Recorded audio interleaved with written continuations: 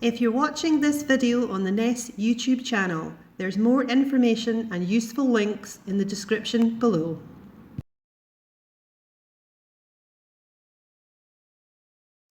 Good morning, everyone, and welcome to this session on AHP support and supervision. We're delighted to be part of your learning week this week. It's really lovely to have so many people engaging with this session as well. So it's fab. Hopefully you will all enjoy it. If you could all put your mics off, please, as well, because I can hear some background noise. That's fantastic. So I'm Julie Gillespie. I'm one of the AHP Practice Education Leads in NHS Grampian, and I am here with some colleagues today, which I will introduce you to in just a wee while.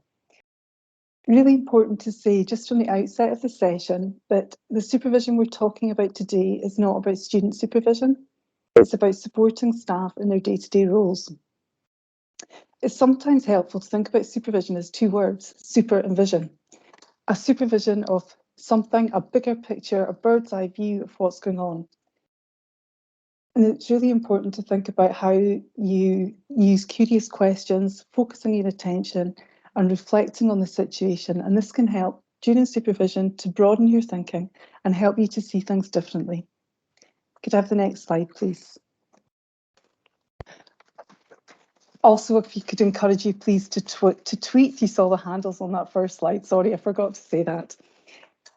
Hopefully you'll all have your handouts with you as well. If you keep them close to hand, because we will be referring to them today and using them during the session. And they contain all the links to all the documents and all the resources that we will speak about today. We'll also give you them again at the end. So just to introduce my other colleagues, they're going to wave to you as I introduce them. So we've got Jane, who's in Greater Glasgow and Golden Jubilee. She's waving now. And we've also got fantastic support staff here as well. We've got Louise, Angela, Leslie, and we've also got Linda here too. So we've got a really good team helping us out today. So the next slide, please. So just to reiterate some of the slides that you saw before the start, just to make your session as good as possible. So we don't have a break today. So if you do need to just turn away from the screen for a while, stand up, jiggle around for a while, please feel free to do so. It is a fairly short session. We've got an hour and 15 minutes, but there's a lot of you here. So we've decided not to use the hands up function today, but if you did want to ask a question or make a comment, please put it in the chat and we will keep an eye on this throughout the morning. We do want to hear from you. It's nice to hear chats and get some interaction in the session. And we have included a few activities, so we're going to keep you busy this morning. So please interact as much as you possibly can with the session. If you are not hearing or seeing us as well as you would like to, or you think you could, please just leave the meeting and rejoin. And this sometimes helps with the quality of the sound and the pictures. And if you have got the ability to plug your device in, then that also helps the quality of your interaction today. So could I have the next slide, please? Just to start us off today, we're going to launch a few polls. Angela's going to do this for us. I know Louise is going to do this for us.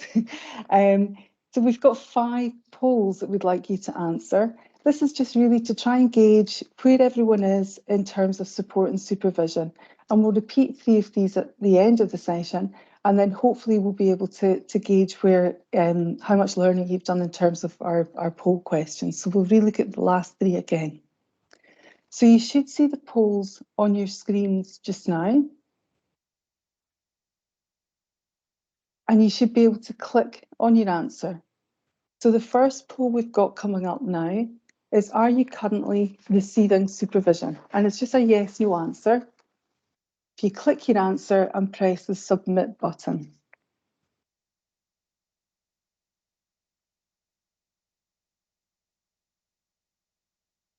So we've got responses coming in now. We'll give you just another wee while to try and fill these in.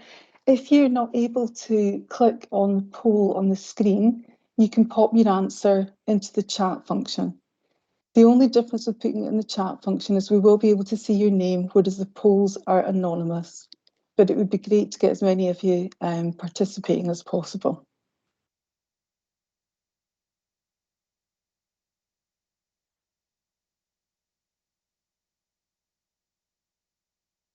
Okay, just give you another couple of seconds.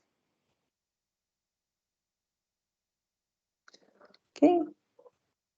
So the second question is, do you currently supervise anyone? And again, a yes or no answer, click on your answer or pop it into the chat function.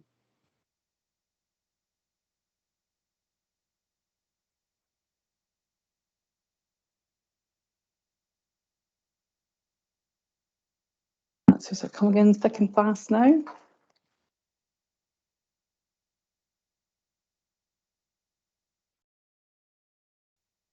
Just give you a couple more seconds.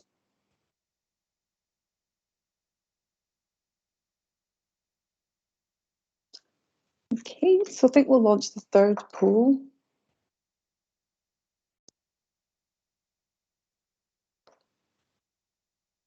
So this question is really looking at how confident you are explaining the purpose of supervision. So I'd like you to rate your confidence from not at all confident, some confident, fairly confident, or very confident. Just click your answer and again, press submit or pop it into the chat.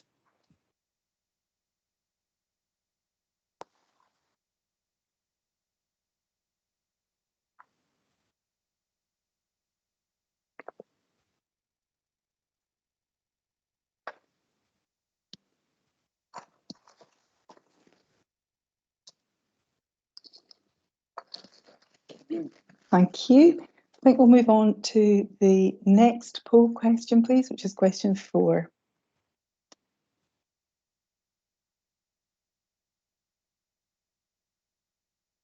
So this question is really about you knowing if there are resources to help you participate in supervision, that you can can identify the resources and you know where to find them.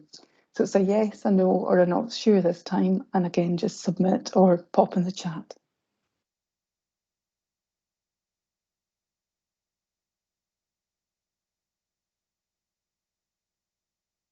It's really helpful for us to know as part of the National Working Group what the kind of level of awareness of all these things are.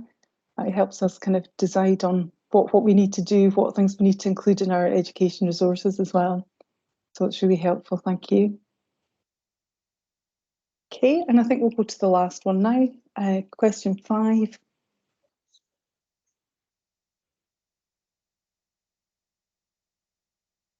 And this poll question is really about how confident you feel describing the benefits of participating in supervision. So again, not at all confidence, some confidence, fairly or very.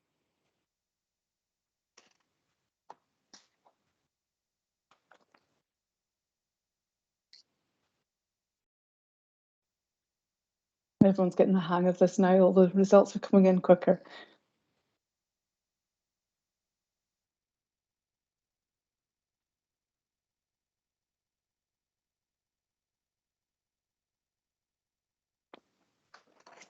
A couple more seconds.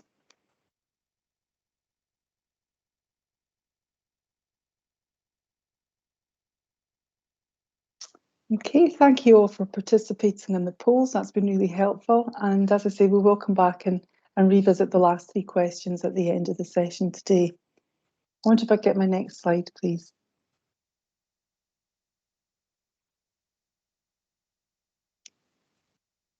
So for today, this session might be an introduction to supervision for some of you, or it might be a refresher. But we really just want to draw your attention to the Scotland-wide guiding principles and how we align supervision for AHPs to this, and the resources and the educational package that we've developed to support you all to embed supervision as part of your day-to-day practice. So we're hoping by the end of today's session that you will be able to explain the purpose of supervision, be able to reflect on your practice and identify areas for improvement, and also identify the range of tools and resources that will help you to participate in supervision. And finally, to describe the benefits, or at least some of the benefits, of participating in supervision. Can I have my next slide, please?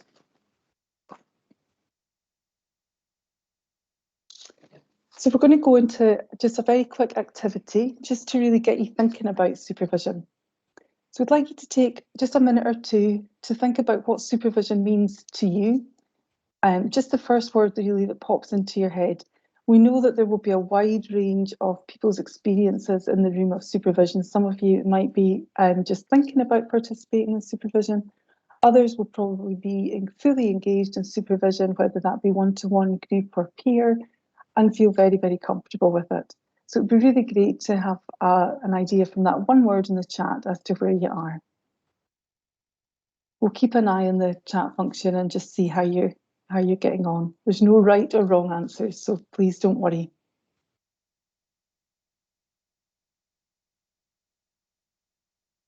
Okay. We've got some people boring. That's an interesting one. We'll need to see if we can do something about changing that for you. There's a lot supportive, a lot reflective, not yet started yet, useful. Another Z. My goodness me, we'll need to really help you with that, I think. I hope by the end of today you'll come away with some ideas how to make it not so boring and not send you to sleep.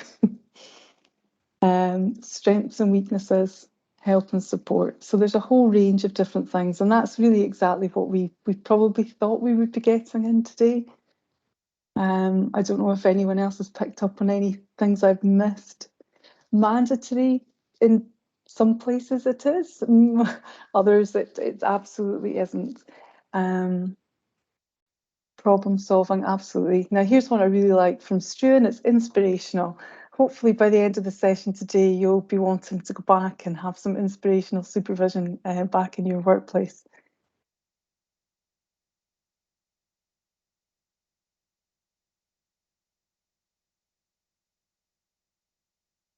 Okay, so that's a really good wide range of things coming in there. Thank you very much.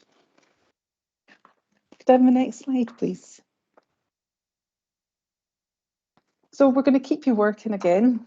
We're going to get very active first half of this session. You'll get, I wouldn't say you'll get a wee break, but you'll not have so many activities to do in the second half. So the aim of this activity really is to start thinking about positive things and things that you've done well in your work. This is to emphasise really that supervision can lead to learning that can come from positives as well as problems. I think often people think supervision is about negative things that have happened and it's only things that you want to make better or change that you take to supervision. But actually you can take things that have gone really, really well to supervision and learn from them and understand what it was that you did well and how you can repeat it or how you can share that with other people. So this is really about getting you thinking about a sparkling moment. So a sparkling moment is just a moment in time or something that has happened to you recently that stuck with you. And I'm going to share a very recent one that has been a sparkling moment for myself. So Jane and myself work very frequently on teams together, at least once a week, and we've presented lots of different education sessions on this platform. So frequently we have technical hitches, such as not being able to join the meeting, no cameras, no sound, not being able to launch a poll, not being able to share a presentation. You're getting the idea? Frequent problems.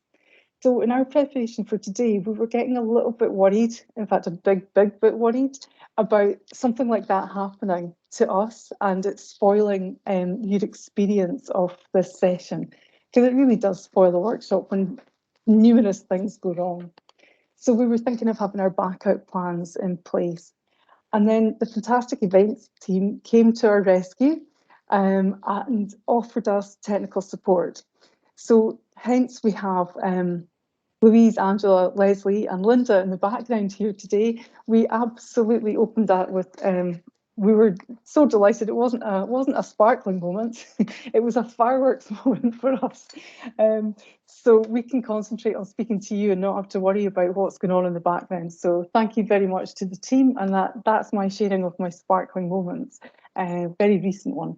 So you guys don't have to share your sparkling moments, but I'd like you to take just a wee bit of time to think about in the last few weeks, something that's gone really well for you. You might want to jot down just a few bullet points about it as well, but be rest assured you don't have to share it.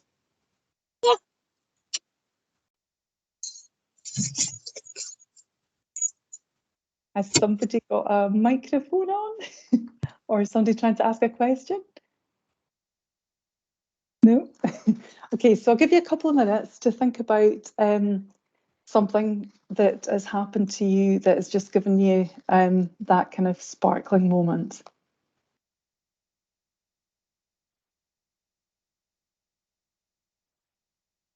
We've got some people putting them into chats. That's absolutely fine. You can share it in there if you like, but you can just keep it private if you prefer.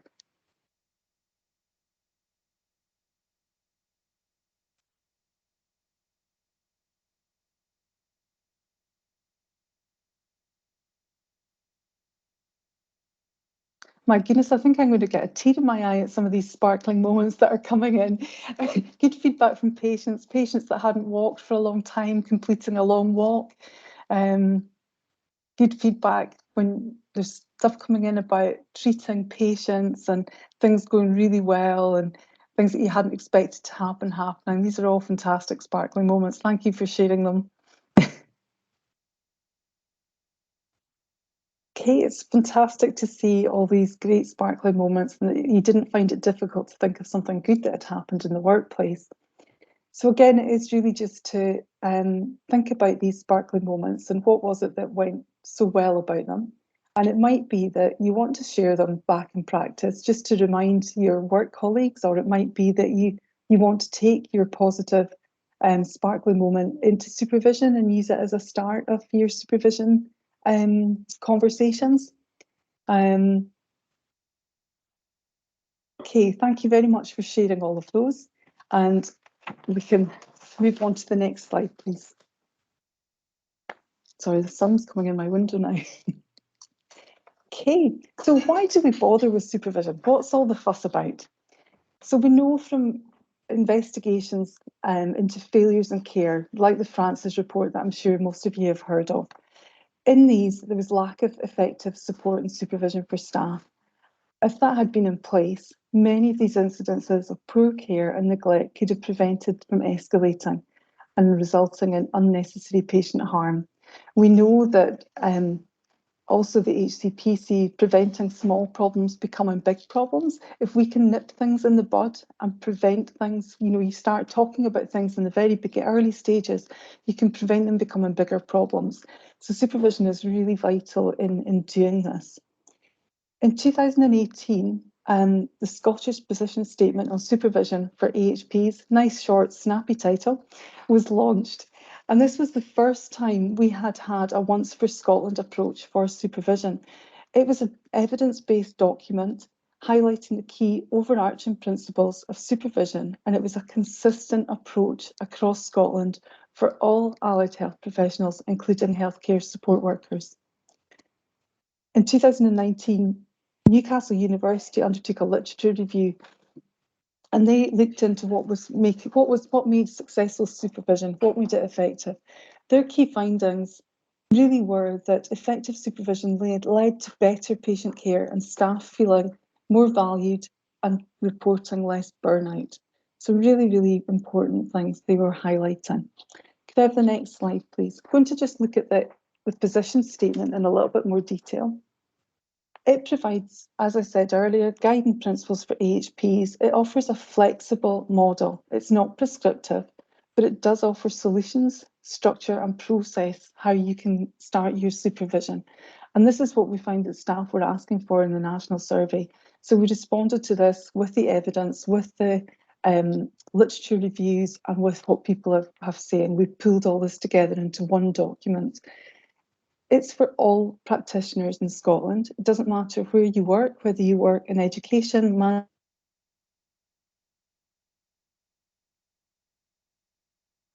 across health and social care. This was the first time that a document like this had been, sorry, my computer's gone off. First time in Scotland that we'd had a Once for Scotland approach. Previously, different health board areas had developed their own documents, and there were huge variants across Scotland, giving people different messages as to what supervision was, who received it, and who was the supervisors. The next part of our workshop this morning, we're going to look at a video which is two healthcare support workers from Grampian talking about their experiences with supervision. So I don't know if Jackie and Morag are part of the audience, but just pre-warning you, if you are part of the audience, you're going to be appearing on the screen very soon. So thank you for them for filming that. It's a really good little video that really highlights some of their experiences they have with different types of supervision. So we're just going to watch it. It's only 4 minutes long. And I think Louise is going to launch that for us.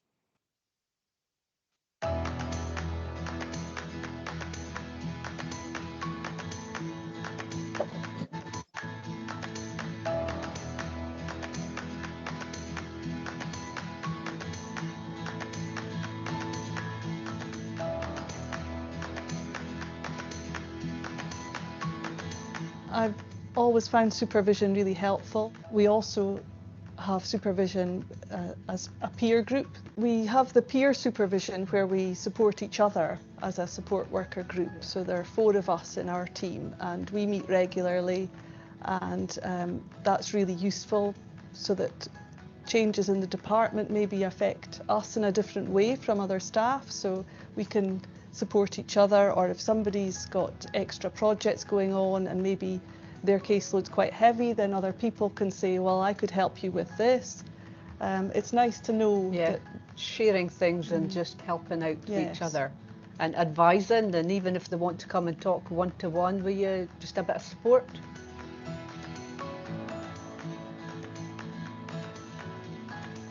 We book a private room where we won't be disturbed during that time. We would plan out an agenda of what we're going to discuss. So it's quite a formal thing. We have an actual agreement signed between us, saying how often it'll happen, how long, and it's something that you know you're going to get that time from a senior member of staff, and they're going to be there to listen to you. For the personal and professional development supervision, as well as things like any training or learning that you might want to get involved in, you could also talk about team dynamics, any issues you have with other people in the team, or any personal issues that you felt were relevant. And that's why we choose that person, because we have to feel very comfortable speaking to them about anything really. And often they just are guiding us towards the answers that we're asking them really. So they're not telling us, well, I think you should do this, this and this. They kind of help you to come to those decisions yourself, don't they? Which feels more like they're advising you rather than supervising you, which is nice. It makes you feel confident. It makes you understand about conditions. It puts you at ease to know that you're doing the right thing, and also you're seeking advice if needed. It's nice to feel that your supervisor's taking up their time to spend helping you to learn more, and you feel more part of the team as well. I know sometimes I've felt on a particular day that I'm too busy, and I see supervision in the diary and I think, oh, I don't really have time to fit this in today, but that's important to feedback as well. So when you do then go into supervision, you can say to your supervisor, well, I'm feeling a bit under pressure at the moment, and then they can sit down with you and say, right, well, let's have a look at what you've got on, see if we can reprioritise things, maybe someone else in the team can help out. So you always come out of it feeling like it was worthwhile, and I think over the years I've learned that that's definitely, it's important to do. You should never think that you haven't got time for it because you've got patients waiting. Supervision is really worthwhile.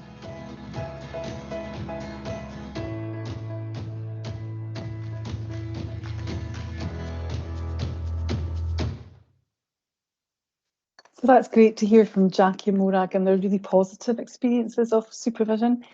We're going to look at what supervision is in more detail now, and I'm just going to move on to the next slide. Can we go back one? Yeah, thank you. Okay, so this model is the 4 components of allied health professional supervision. So what we've done is divide supervision into different parts, different components. So practice is sometimes called practice and clinical, but that often causes confusion. So we're trying to call it practice supervision because really not everyone is working clinically, although I guess most of yourselves will have a clinical role. But for the likes of Jane and myself and the people here today that are working in education, education is our practice. We don't have patients, it's the staff that are our service users, if you like. So we're trying to make that the model is suitable for absolutely everybody, irrespective of what your role is. So practice and professional components, they're often linked together, the pink parts at the top there. So they're concerned with the complexities of your work, and these parts your supervisor should be somebody who works in the same sort of area as you. So if you worked in an acute setting, you wouldn't really want somebody being your supervisor from maybe a community setting who didn't understand the complexities and nature of your work and your clinical aspects of your role. So it's much better to have a supervisor that understands the nature of your work. Professional supervision is all about what you need to learn and grow as a practitioner to be able to do your job to the best of your abilities. Your managerial and operational components, they're the ones that probably most people know best and that most people are receiving, because that's all about your line management. So that's about your supervision, that's about your mandatory statutory training and the day-to-day running of a service. And I think those are the ones that most people will be familiar with. You probably don't even know it as supervision. But the ones that are often missed out are your practice and your professional components. And if you're not getting these are the ones that you should really be going back and trying to seek out, please. So the components are often interlinked. There is an overlap between them all, but I think it's just really important to know that there are these 4 different parts that you should be getting covered as part of your supervision over your course of your year. Could I have the next slide, please? So what is supervision and what it's not? There's often confusion as to what supervision is. The statements on this table just go over a few of the things, but there's a more expanded version in your handout that you can go in and look at later. I'd like to draw your attention to what it's not today. It's not performance management. Often people have thought that supervision is checking up on them. They feel threatened. They feel a bit worried about getting supervision. It's been seen that it's a punitive thing, but supervision is absolutely not this. It shouldn't be this. It's a very supportive mechanism there for you to support your health and your well-being and your ability to do your job. It's really about helping you to be the best that you can be at your job, and it absolutely is not, should not be punitive at all. So I think that's a really important message. I know when we're going out speaking to staff, you hear that a lot, that they're worried, they feel very threatened by it. So I think this is probably a good time to pause and see if anybody has got any questions at all, or if there's anything coming up in the chat. We've got a few minutes where we can actually take a few questions. If you do have anything, do you want to pop them in the chat, please? Thanks, Julie. I'll see if anything comes in. We had a really good question come in earlier on where somebody had asked, what do you do if the person who's doing your supervision, you're kind of not happy with them and you don't feel able to be open and honest in those supervision sessions? And that's something that does come up, isn't it? And we'll talk a wee bit more about this further on in the session, but I think that's really important. And it comes back to, which we will come to, having a supervision agreement in place. That is in your supervision agreement, that it then allows you to have those conversations. It's a really difficult one, and if anyone has had this issue and has found solutions, please put those in chat as well, because it's such a complex one, and as I say, we do hear that often. But absolutely, obviously if it's line management supervision, you have no choice as to who does your line management, but if it's your practice and professional supervision, there should be an element of choice, and you should feel able to say, this is not really working for me. How can I make this better? And coming back to maybe something going forward after the end of the session, you might feel hopefully inspired to go and put in place a supervision agreement if you don't already have one, and that might help you supportively have that conversation. But it's not an easy thing to raise, and say any tips from anybody are always welcome. And I think in terms of the supervision agreement, if you're starting a new supervisory relationship with somebody, it's really good to have that review date, probably sooner rather than later, because then you can have that conversation earlier. And a lot of people do maybe work into a supervision session at the end of the supervision session. What went well about this session? What would make it even better? So that you're having that review process, you know, on every time you have your supervision. Because it's good to get feedback from both the parties, because actually it might not be working for the supervisor. So it's it's a two-way relationship really. So yeah, I think you have to factor in review for it to make sure it's a quality interaction that you're having between the two parties. And yeah, certainly a supervision agreement absolutely allows you a get-out clause.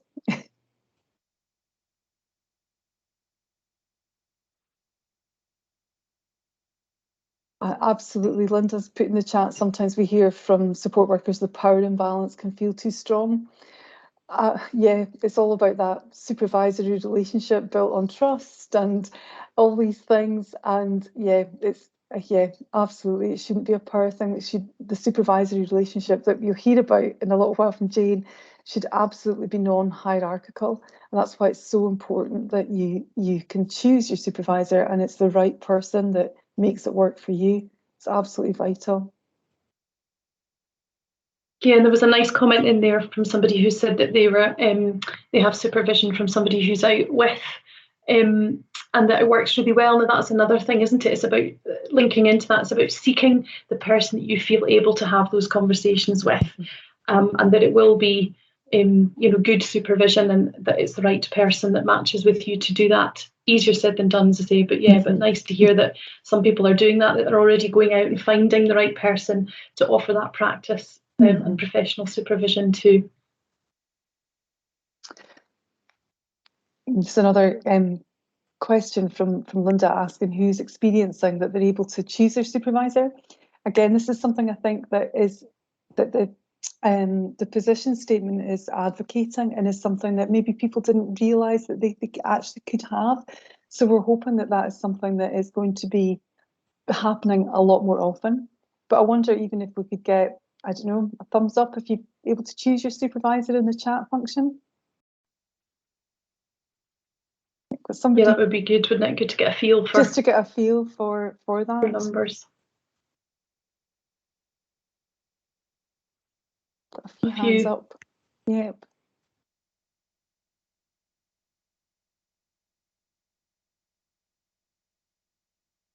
And thanks. Amy saying there that somebody offered to be your supervisor, which was lovely, because then they didn't have to go and have that conversation again if that is working. So we've got a good few people with thumbs up, some thumbs down. Yeah. Yeah.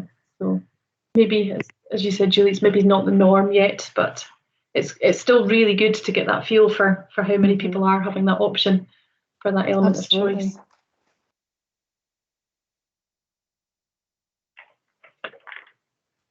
Thank you, everyone, and we do appreciate all your comments and interaction in chat. It's lovely, and somebody's there talking about peer supervision as well. So we have focused mostly probably on one-to-one, particularly for the next bit of this session. But yes, and you heard Jackie and Morag very much talking about the benefits of peer supervision as well.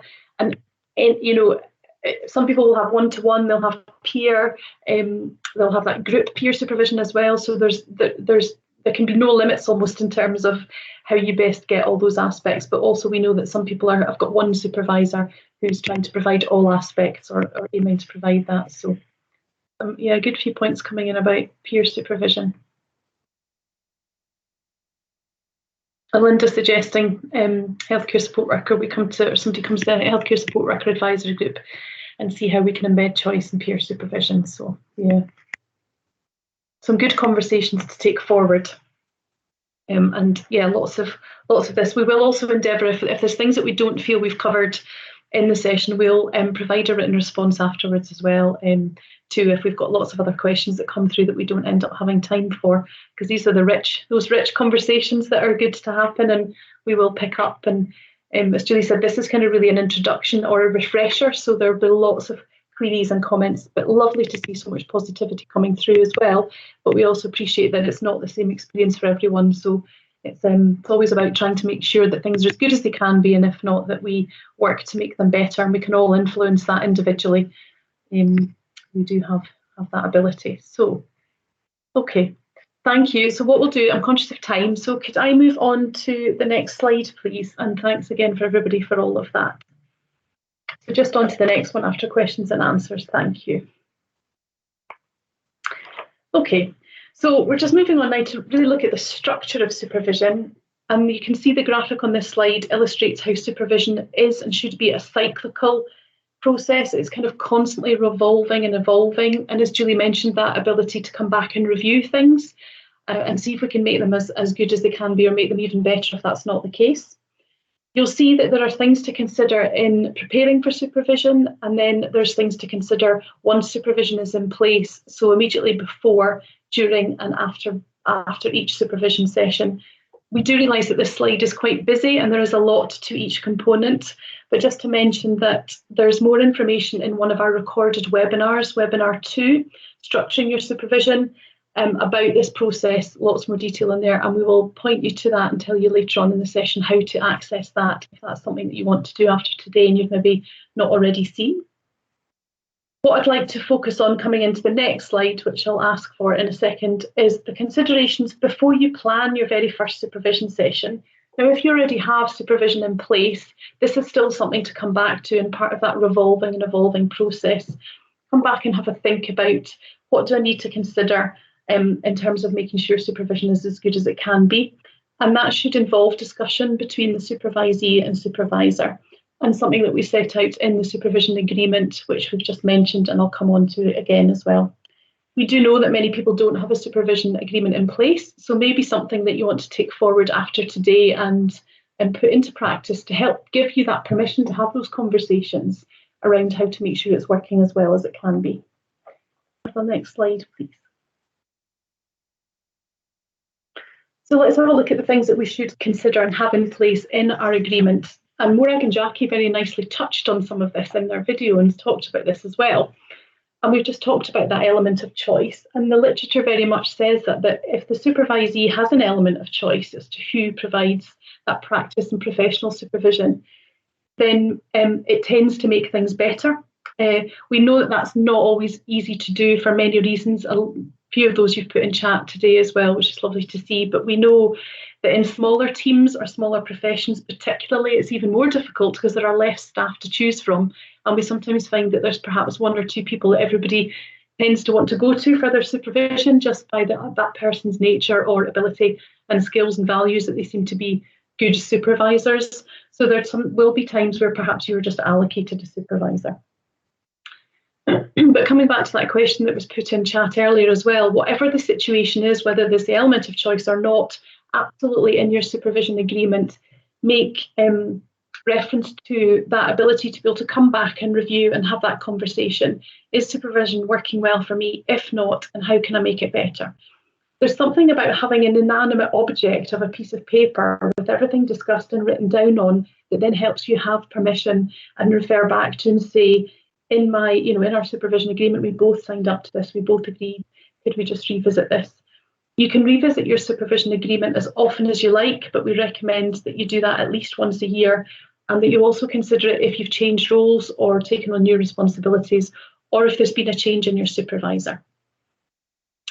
And I did mention that it's important to say that there won't be an element of choice around your line management supervision. That will just be delivered and facilitated by your line manager.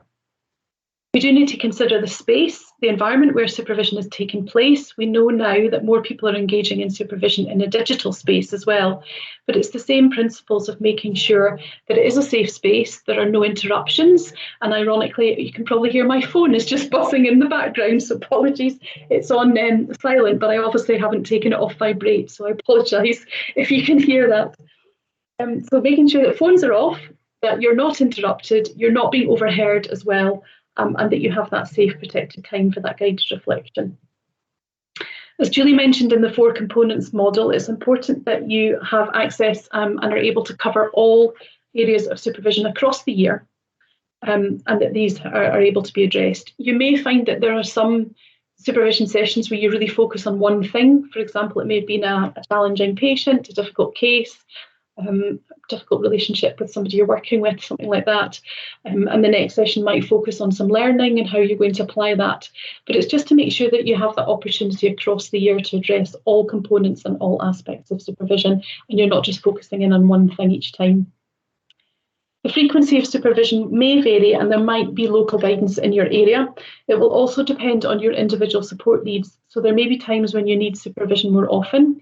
So for example, for new staff, or if you've taken on additional responsibilities or something that's new to your role as well. So that it will vary.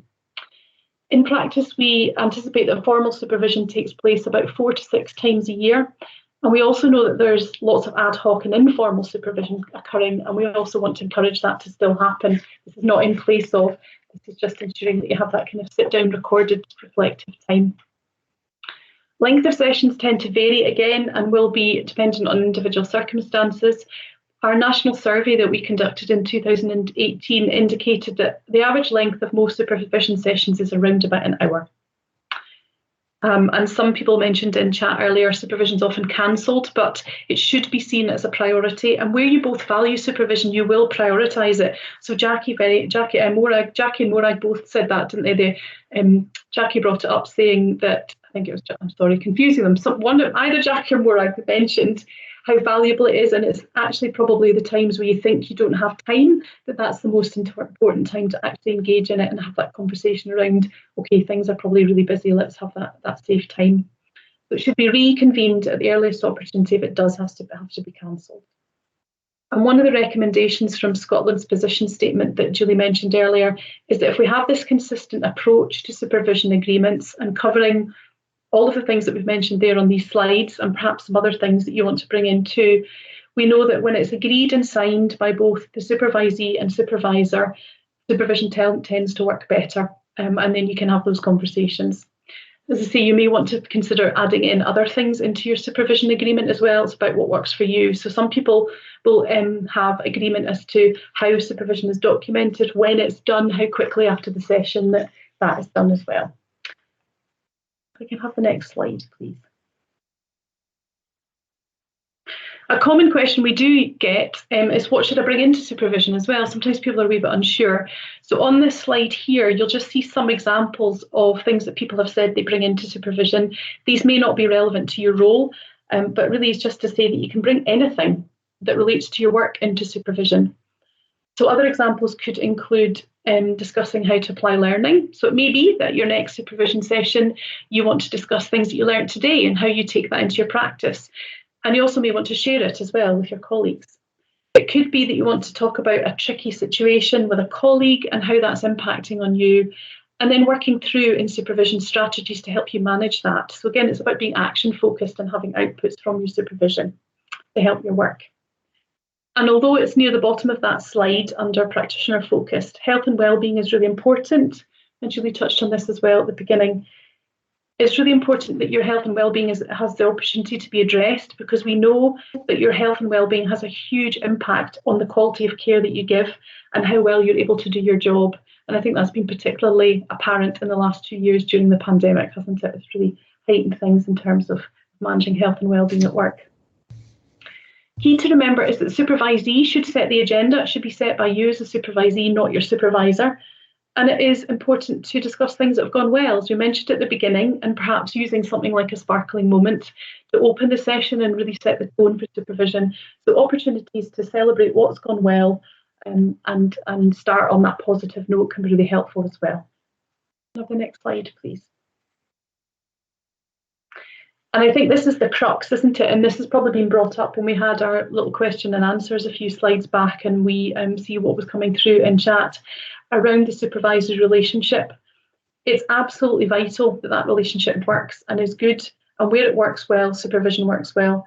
It does require commitment and engagement on both parties and from both sides to make sure that it's working from both supervisee and supervisor aspect. It should be based on trust, and there should be mutual respect, and it is irrespective of job title, banding or role, so it's non-hierarchical, as Julie said. So when you go into that session, you're taking a side and taking away what band you are, what role you are, and that it's about the richness of those conversations once you're in the session. So it doesn't matter what your band is, what your grade is, it's about the conversations that happen, supervision being led by the supervisee and the supervisor facilitating that good reflection. And we'll come on to a wee bit more about facilitation and of reflection shortly. So the supervisor's job really is to strike that balance between support and challenge. If it's too supportive in supervision, you don't really learn. And equally, if it's too challenging, your supervisee is likely to not want to engage in supervision and not value it as well. And when you get that balance right and it works really well, supervision is really rich. And I often share this. Somebody had terrible supervision in a previous role, and I now have fabulous supervision because I chose my supervisor. That definitely made the difference for me. I would never cancel my supervision if I absolutely can avoid it. I look forward to my supervision. I do my preparation, I write up, and I absolutely value that time. And when you've experienced that, you would never give up your good supervision. And that's what I hope everybody will experience going forward, and we can all work towards that. Can I go next slide, please? It is important that we touch on confidentiality, and confidentiality should also be discussed and agreed and be part of your supervision agreement. So supervision sessions are confidential exchanges between supervisor and supervisee. Things should not be discussed out with supervision, with a couple of caveats. So there may be occasionally certain circumstances where information should be shared or could be shared. So an example of this could include if there's been key learning. So as a supervisee, if you've attended some learning or read around a subject on something that's enriched your practice and you want to apply it into practice, you might consider sharing that with some of your teammates, your colleagues, because it would be beneficial for them to learn too, and that's something that could then be shared out with supervision. If there's ever been a discussion where it becomes clear that there's a risk to a patient, yourself, a member of staff, then that should be shared. Or if there's been a contravention of your code of conduct or law, then obviously that does need to be escalated. But there would be discussion between the supervisee and the supervisor as to what would be disclosed and how that would be done. So that would be shared. And a final point about confidentiality is to remember our patient confidentiality. So if you're discussing caseload or a case or a patient within your supervision session, you really need to anonymise those records if you're bringing records, and you need to anonymise the patient so there's nothing that's identifiable. So you may want to use a pseudonym, you might want to refer to the patient as Mrs. A, Mr. X, something like that. Unless your supervisor is also involved in the care of that patient, in which case you can refer to the patient by name, because it might be important that you're discussing that case with that supervisor because they're involved too. Can I move on to the next slide? Thank you. So I briefly mentioned reflection. So within supervision, and reflection can actually take place at any stages of supervision, but within the supervision session, it's really, really key. So I just want to focus a wee bit on that for this slide. It's absolutely key to supervision, as I've said, and it links to how we learn. We learn by reflection. Some people are deeper reflectors naturally than others, but it is how we learn. If we didn't reflect, we'd keep doing things the same way and we'd keep getting the same results, as that saying goes. So it can be really powerful and used at any stage, but during and with that time within supervision from the supervisor, that's where you want that really deep reflective conversation to happen.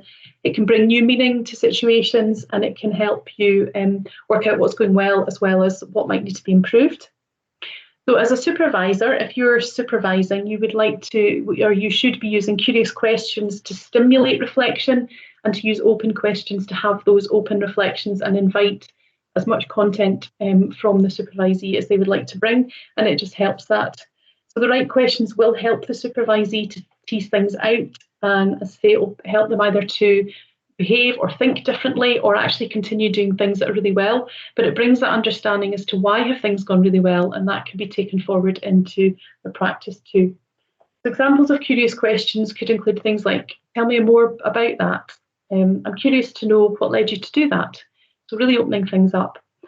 And there are further examples of curious questions in our flashcard resource, which we will highlight to you at the end of the session. These are a resource that is there to help you with all aspects of supervision, and they're useful for supervisees and supervisor. And there are many different models of reflection, and some of these can be found in your professional portfolio. And some of you may have heard about some of these this week or already seen them if you're using the portfolio. And we would encourage you to use those as well. And that leads us nicely into the next slide, which is a little bit about recording your session. So it's really important that you do record your session, and we know that often this is the bit that's missed. So some people are having wonderful supervision but not really documenting it effectively. And there's two aspects to this. So there's the aspect around the organisational record, and then there's your personal record. The organisational record really is there as a kind of audit and monitoring tool. It may be kept centrally or in your personal file, and it's just a record that supervision happened and what are the top or key broad action points that have come out of that. So that does not include details of conversations that you've had. So these can be accessed by the organisation. The very, very important bit for yourself, and the bit that we are really key that you do spend time on, is your own reflections, because that's a record of what you've learned and what really went on in the session.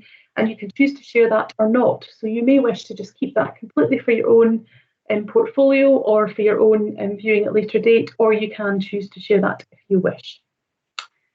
Can I have the next slide, please?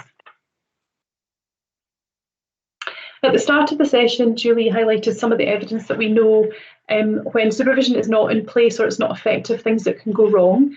But conversely, there is lots of great information to support what the benefits are for supervision, both to us as individuals, for our teams, for our organisations, and for our service users. So it's just important to highlight some of these. And again, you've got an expanded version of this in your handout, and we can see that confidence, morale, and good relationships feature really strongly for individuals and teams when good supervision is in place. And the evidence also highlights that participation in supervision leads to staff feeling valued. It helps people develop resilience and supports good health and well-being. And in one of our webinars, we heard somebody let us know that their supervision kept them at work. That was how powerful their supervision was. So when it works really well, it's incredibly powerful. Can I have the next slide, please? And just a couple of additional benefits. So other additional benefits from supervision that can provide that evidence for your portfolio, for appraisal, for CPD, and it supports your personal and professional growth across all the 4 pillars of practice, whatever role you have in whatever area. Can I have the next slide?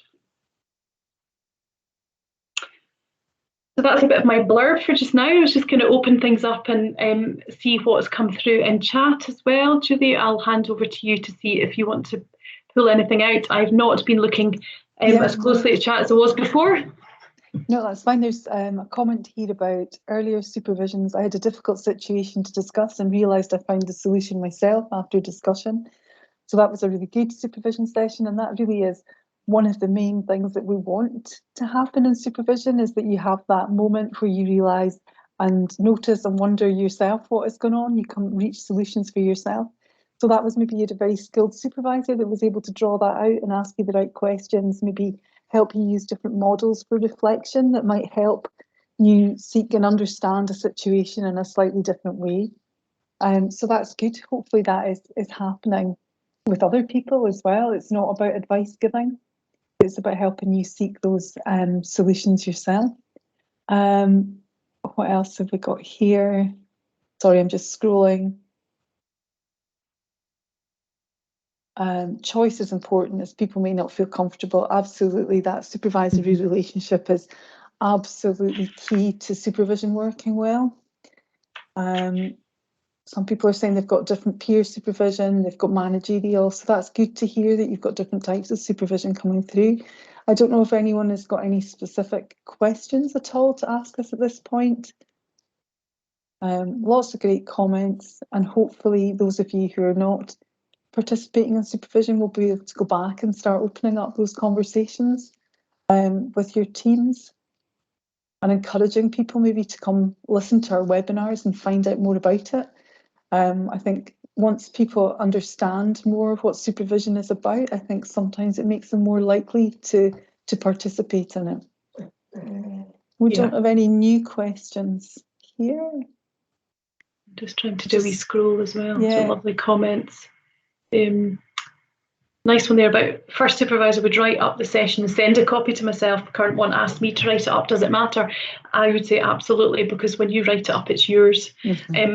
And again, if that supervisor's relationship's not working brilliantly and your supervisor's writing up the notes, it might be more challenging for you to be able to say, actually, that's not a true record of what I feel we discussed. It gives you that ownership, and it supports that ethos of it's led by you and it's for you and about you.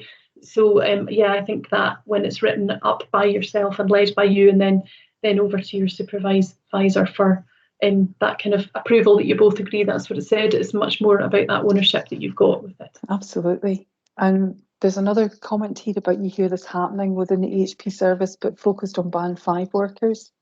And again, I think across Scotland, it's been very variable as to who supervision was available to in terms of the allied health professions.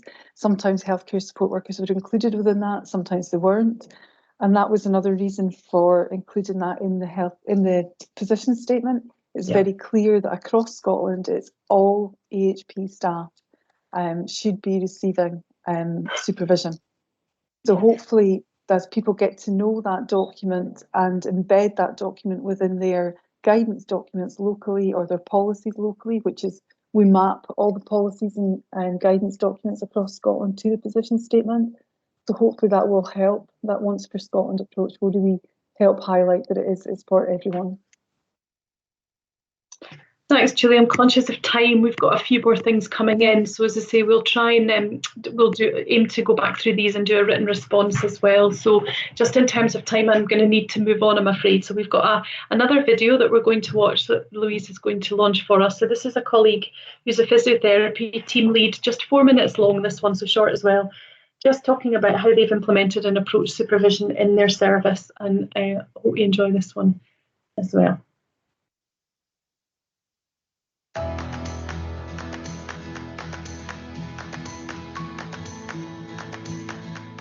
When I started with the Physio at Home team back in 2017, supervision was already established and had been since 2016. So at that point, what we did was we mapped what was already going on in the department with Scotland's supervision statement. So that helped us to identify what stuff was going really well and what was good, and then identify any little gaps that we would want to improve on at that point. We provide supervision every 6 to 8 weeks, and we give people protected time in their diaries of about 2 hours, and that is for the reflection and preparation and the supervision session itself and documentation. We work on a kind of non-hierarchical method of choosing your supervisor, so that then enables people to select appropriately depending on the type of supervision that's taking place at that point.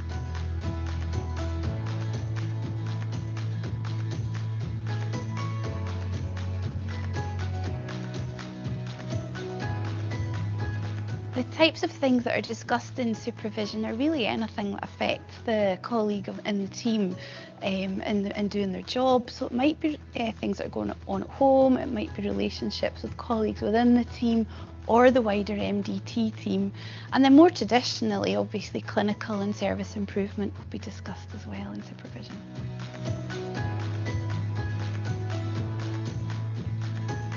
The thing that's helped me hugely in supporting me to be a supervisor is really understanding the true purpose as a supportive technique and tool to help staff to develop. I particularly like using appreciative inquiry and open type questioning, and I'm learning a bit more about good models of feedback to support staff as well. The thing, I guess, that the Scotland Supervision Statement has also done is it's given me permission to be myself and be authentic to that belief that supervision is there to be supportive, to help people to learn and develop in their role.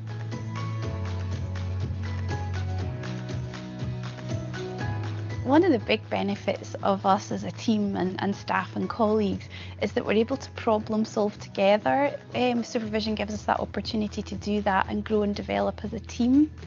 And I think importantly, the other thing is it helps us get to know each other professionally and personally and get to know what matters to us all. We've been able to remind colleagues who are new supervisors that actually a lot of the skills of supervision are skills that you're using every day when you're going into people's houses to rehabilitate them. It's just helping them to make that transition of using them with patients to actually using them with your colleagues, which is difficult and challenging because you have a different emotional relationship with your colleagues. But it's given them the confidence that a lot of the skills are very, very similar.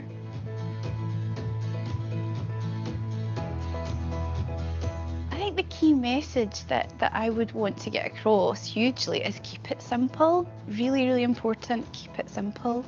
For me as a team lead and a supervisor, I think it's been very important for me to understand that it's okay to be honest and open and authentic to myself and my values and say, I don't know, I don't have the answers, let's work it out together.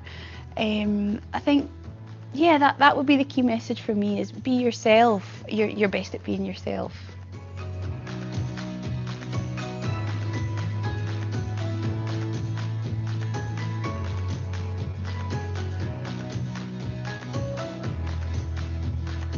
Thank you. It's just so lovely. My favourite bit of that video is when Lorna talks about being authentic and that permission to be yourself and you're the best at being you. It's absolutely true, isn't it? So thank you. I'll move on to the next slide very briefly, just for us to finish off. A couple of things to highlight.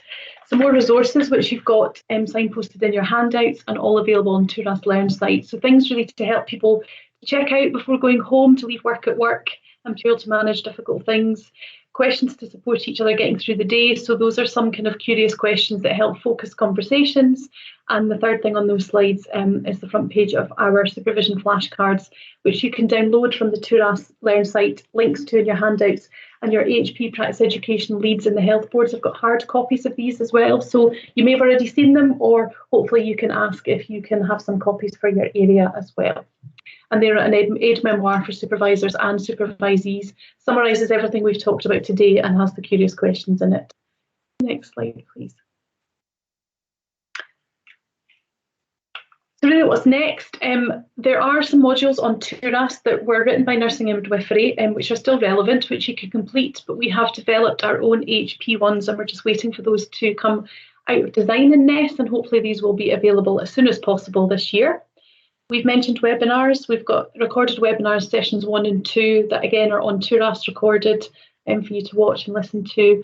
And the Supervision Skills Session 3, which are being held locally in boards, and they're facilitated by practice education leads and other staff. And that's about, in a safe space, being able to hear much more about effective supervision and to practice it as well in small groups on teams. So we'd welcome you and encourage you to attend any or all of those if you haven't already. And can I have the next slide, please? So what have we learned today? Well, at the beginning of the session, these were our intended learning outcomes. We hope that you feel that you've met these and you're now able to demonstrate these, or that you certainly have the ability to go back and read more and find out more to address those and take those back into your practice. And the next slide, please. So something that you'll probably need to come back to, we would encourage you to take back to, we're asking you to complete an action plan to show and demonstrate how you can apply your learning. So rather than just a certificate of attendance, which just shows that you were here and listening, this is about setting yourself goals and actions to take forward. You've got a template in your handout to start that, but there are 3 questions essentially. So again, you may want to start this now, but you'll very much want to come back and pad this out, I'm sure, later on, or if you're a strong reflector, maybe in a day or two. What, as a result of attending the session today, what are you going to do tomorrow that's different around supervision? What are you going to do next month? And what will you do in the next 3 to 6 months? And once you've filled in your action plans, what I would encourage you to do going forward after your learning week this week is to put in your diary in a month's time and in 3 months and 6 months' time to come back and revisit your action plan and have a bit of reflection. Have I put in place things that I intended to do? Do I need to go back and refresh that? Or can I give myself a pat on the back? I fully achieved it, or have I just partially achieved this? And it really does help you to apply this learning, isn't it? Because it's all about, you can be released for coming along to these sessions, but really what is it that's going to result in a change in practice, and how are you going to put that into the to practice. So please do come back to your action plans as soon as you can. And while it's fresh in your mind as well, you may be able to jot some sessions down. And I appreciate some people are starting to leave already because you've got another session at 11:45. So just thank you to those and people who are having to leave now, and enjoy the rest of your day and week. And thank you all for your attention. Those of you that can stay, if I can have the next slide, please. What we would like to do is very briefly launch 3 of the questions that we did this morning to see if we've had any shift or any change in any results yet.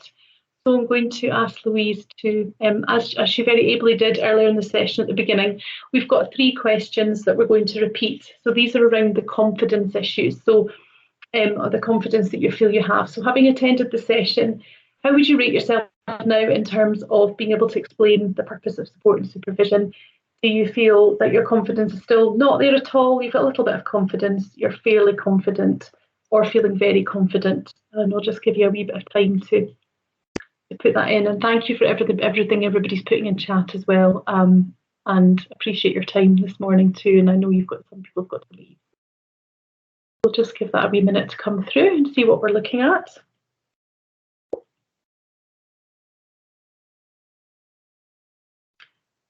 So we've certainly had a shift already, which is absolutely lovely to see. So earlier in the session, we had about 44% of people feeling they just had some confidence, and 35% of people feeling fairly confident, and 11% of people rated themselves as not confident at all. So we've got a real shift.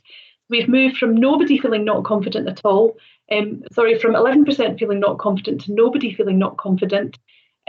Some confidence has gone down, very much down by 40%. Our fairly confidence has gone up from 35 to 61, and feeling very confident has gone up from 7% to 34%. So that is lovely to see that shift already. And I really want you to be able to take that knowledge and that enthusiasm into your practice going forward. And can we have the second last poll, Louise? Thank you. Again, we'll have a wee look at the same. See if we've got a wee shift. And I'm appreciating everybody being first finger on the buzzer, being very fast at doing this so we can all get away. And if you've got another session, get a wee comfort break as well. So very much appreciative of those that are being able to stay to do this. So again, having attended the session, do you feel confident, or how would you rate your confidence in being able to describe the benefits from participating in supervision?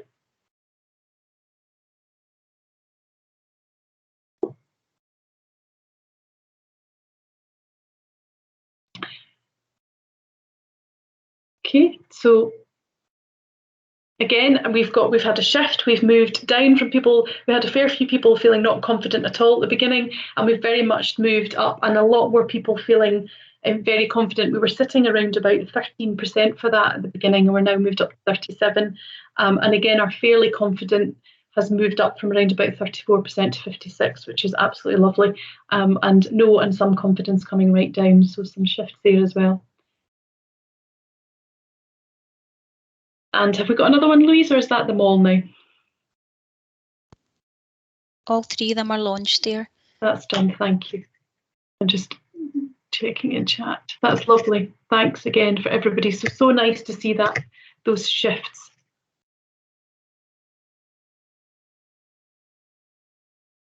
So many messages coming in. I'm just trying to scroll back. So, okay. Thank you very much. Really good to see that. And we move on to the next slide. I've got a bad network connection just now as well, so apologies if you can't hear me clearly. I'm going to hand over to Julie anyway. So unfortunately, I think we'll have to skip this pause for questions and answers because we've got 3 minutes left. If we could just go on to the next slide. What we will do is we will collate any answers to the questions that you've put in chat.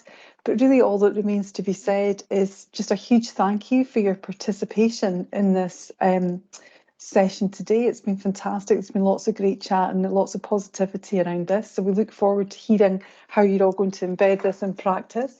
And please do get in touch with your AHP practice education leads if you need any help with that. Just a couple of links on this slide. You'll get the handouts and you can get them for the AHP Learning site and for CHIRA's professional portfolio for healthcare support workers. Finally, we're just going to ask you to complete a quick evaluation if you don't mind, just those of you that are left. I think Louise is going to launch that now. So just again, thanks very much for your participation and look forward to hearing all about your supervision adventures in the future.